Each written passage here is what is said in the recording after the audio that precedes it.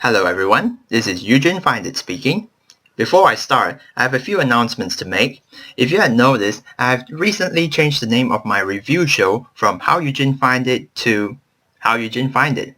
Except that I've removed the apostrophe D from the how because I thought it was a bit redundant. So yeah. Also, since my last review video, I have noticed that I've reached 10,000 views on my channel. Yeah! So I really want to say thank you to all the people who have watched my videos. Surprisingly, it's not really my review show that has gotten the most views, but if you want to find out more about my channel, do click it in the description below. And that's all for now. Right now, I'm going to review an anime series which caught my attention because of the name. So here it is, Ga-Rei 0. Let's start.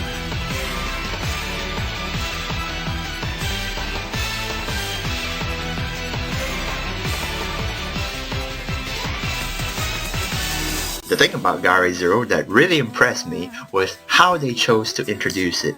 Normally, a first episode would not contain spoilers, but this one has some serious spoilers, and I urge that you skip to the next section just so you don't lose interest when you watch it.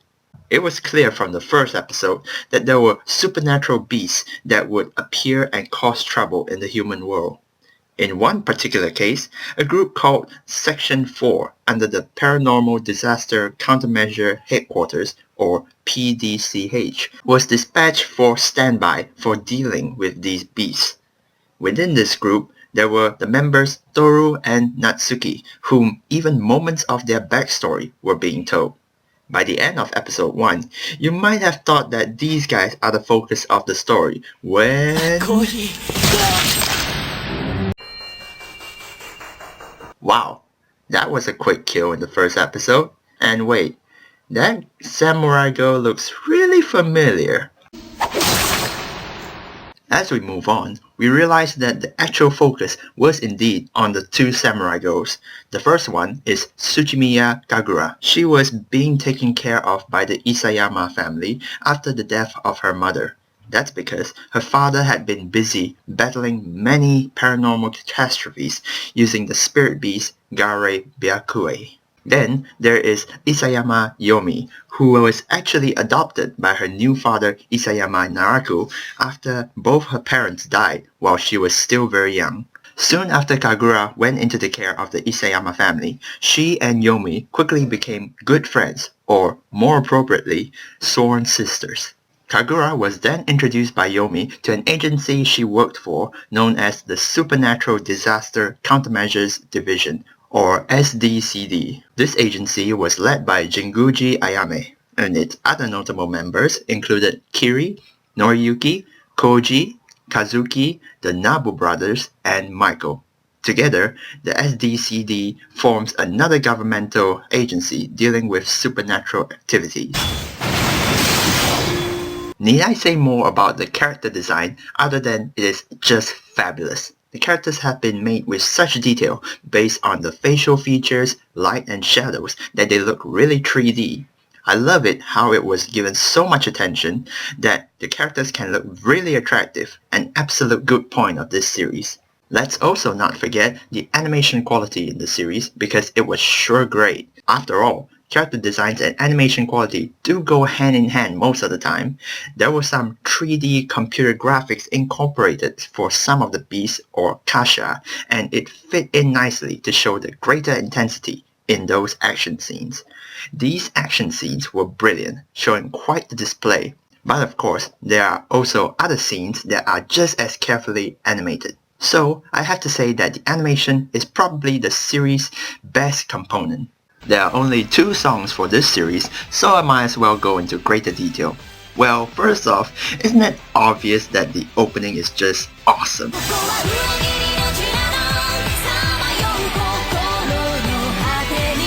The only thing that bugged me was how it sounded really similar to a certain other song.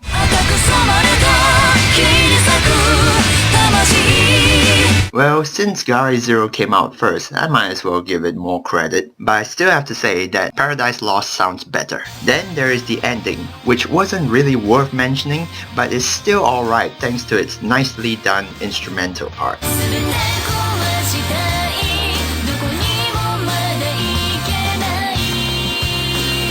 If there's one problem with this series, it is how incomplete it is. There is this main antagonist, Kazuhiro, that is just shrouded in mystery. He kind of just appeared out of nowhere and started causing mayhem by providing seishoseki, which are fragments of a defeated nine-tailed fox, to certain people. Seriously, why is it always a nine-tailed fox? These are stones that provide the holder with overwhelming spirit power and superb regenerative abilities, but at the same time take control of their minds and bodies, usually leading them being full of pure hatred. As a result, that led to the destructive nature of Mei and Yomi. But come on, there was so little being mentioned about Kazuhiro that it gets freaking annoying. Like, what the heck was his objective? And why was he like this? With him being the main antagonist, this part needs more work. With a fine story laid upon us, this series has another strong point of bringing out moments of absolute emotion. Of course, this is another section with major spoilers, so keep that in mind. It can already be felt from the first episode thanks to how the series chose to start, leaving us feeling connected for some supposed minor characters. Then there are a lot of backstories and deaths, and of course the pure hatred of the possessed along the way, with each really well scripted scenes somehow managing to hit it hard every single time. But then, this also leads to the disappointment of the series feeling a bit too short. I felt that the way the story changed from handling paranormal activities to dealing with some weird guy's mischief that we have no idea what of was a bit of a bad move. The series ended with the characters continuing their lives and even an indication that the story might go on. But it didn't. I really wish that they did though, because as much as I felt the ending was alright, there is still a lot of stories that could have been told. With the small amount of episodes there were, they could have limited the number of casual scenes in episodes, especially one involving a lover's quarrel. Ugh. Ga-Rei Zero's strongest aspect has definitely got to be the animation.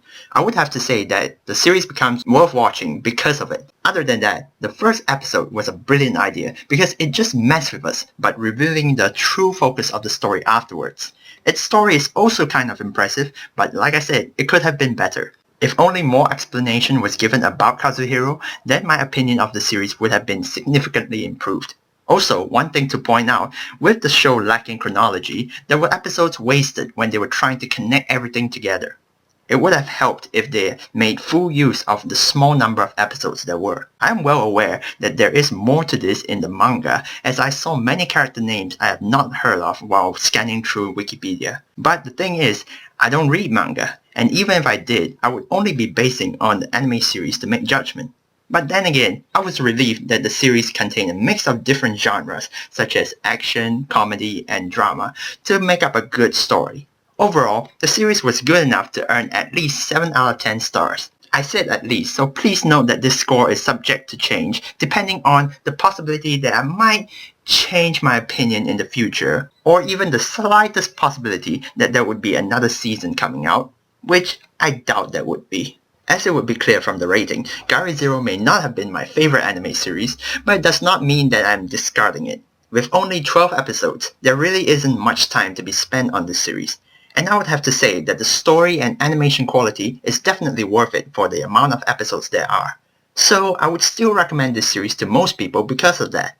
Some points to take note of though, even though this series is not really gory and stuff, but if you are particularly weak against moderate violence and gore, then you shouldn't watch it because of the brilliance in animation. And also, if you are one who demands an explanation to everything you watch, then don't watch this or you will be really disappointed.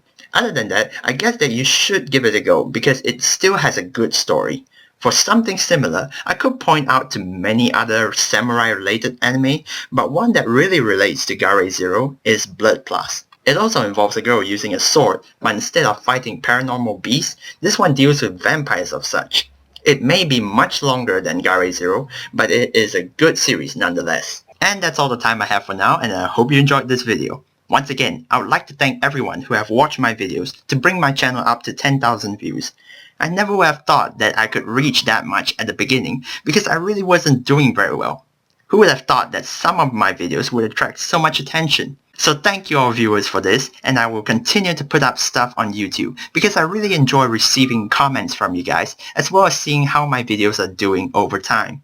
Just a little news though, I have some assignments due soon, so I won't be posting stuff for a while. But I will still keep checking in from time to time, and I should be back during the study break, which comes in about 2 weeks time. So I hope you guys can wait a little while. And I guess I'll leave it at that. And a final thank you to all my viewers for 10,000 views. And here's to 10,000 more. And do stay tuned to the next time of whatever I make.